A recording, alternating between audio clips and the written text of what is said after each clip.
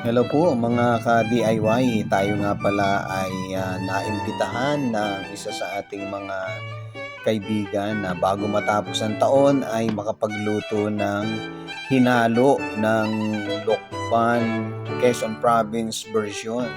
Kaya gumawa tayo ng kalan na mula sa lumang rim ng motorcycle. At hindi na natin tinanggal yung mga rayos nito. Pinuto lang natin yung pinaglalagyan ng hubs.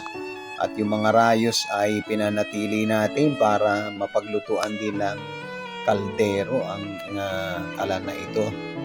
Pero sadyang talagang aming gagamiting paglulutuan ay kawa.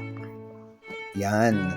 At tinunaw na namin yung asukal para ito ay maging melted sugar. At pagka ito ay nag-melt na, ayan, sinamahan na po namin yan ng gata, kaya medyo bumubula na.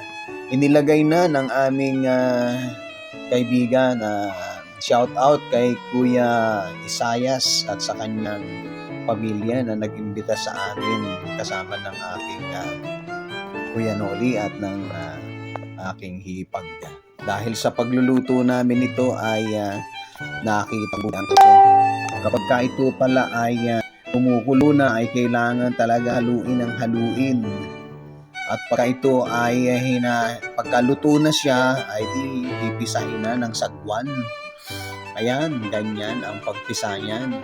At sinubukan ko rin. Talaga namang ang pawis ay abot hanggang bewang mga ka-DIY. Thank you for watching and Happy New Year to all.